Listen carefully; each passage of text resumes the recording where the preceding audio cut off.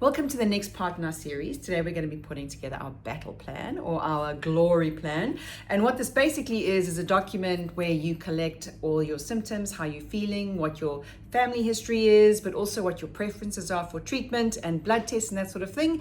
And you're going to summarize that all so you can take it to the doctor and say, here, this is what's happening and this is what I need you to do about it. Because as we know, a lot of doctors don't even know about perimenopause, so how are they going to treat you? You have to be your own best advocate in this process for it to be successful for you. So let's start with history.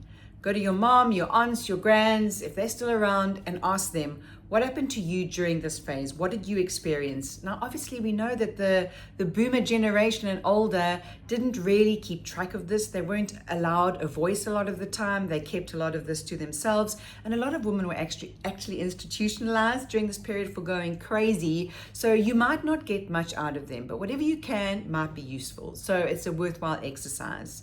Then sticking with the history, what we want to do is write down your cycle typical to prior to perimenopause. Basically, your 20s to now. What has your cycle been like? Or maybe earlier. What were your days? What was your period like? What was the consistency of the period like? Now, the next thing to do is consult symptoms. You can find them in this book, which is our Battle for Glory Perimenopause book, or you can go onto the Menopause Society website or find another website that you trust. Go through the symptoms, see which ones you're experiencing, and possibly even if there's symptoms you have that aren't listed there, write those down as well, and write down what your experience of those symptoms are. Moving forward, you want to track those symptoms. Again, there is a symptom tracker in here, but you might want to do that on an app or keep it in a journal. However you want to do it, track your symptoms because you want to be able to let the doctor know how they shift and change, but you also want to see how they shift and change with treatment. The next thing you're going to do is write down your preferred method of treatment. Through your life, what has worked best for you? Pharmaceutical products, natural remedies like acupuncture. Write down how you feel the most comfortable, how your body responds best to treatment. Then you want to look for a menopause specialist that approaches menopause or hormones with that as a priority. For example, you might go see your typical GP. I see a hormone specialist that works predominantly with bioidentical hormones, but you could also go see a naturopath or a dietitian. Okay, now that you have the menopause specialist you're going to go see, and hopefully you've made an appointment with them, you want to understand what kind of blood tests you can ask for. Now, a lot of doctors will tell you cannot test for perimenopause.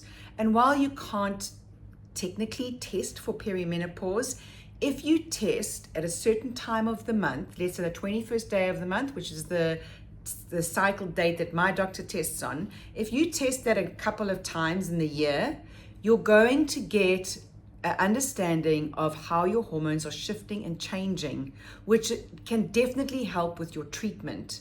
So these are some of the tests that you can ask for. The first one is FSH. This is follicle stimulating hormone.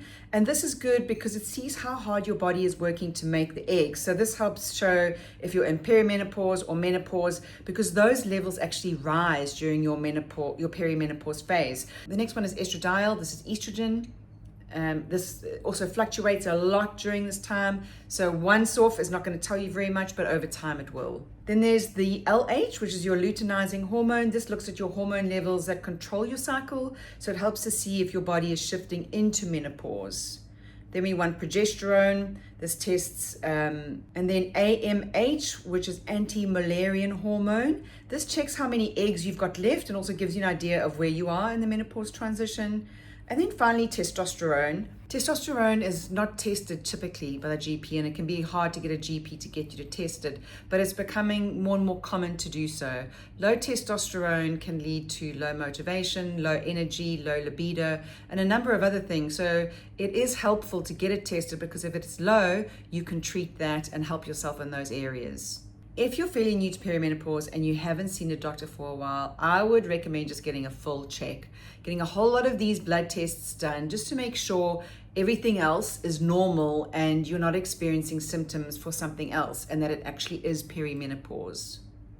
All right, now that you have all this information about yourself, where you want to go, who you want to see, how you want to be treated, now you want to summarize this into less than a page. You want to be able to go to your doctor, just lay out the facts, lay out what you need, and then get your treatment the way you want to be treated.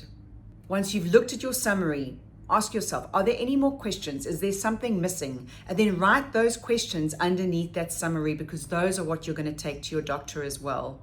Remember to be firm in what you feel and think and what you want, because it's likely you're going to get pushback.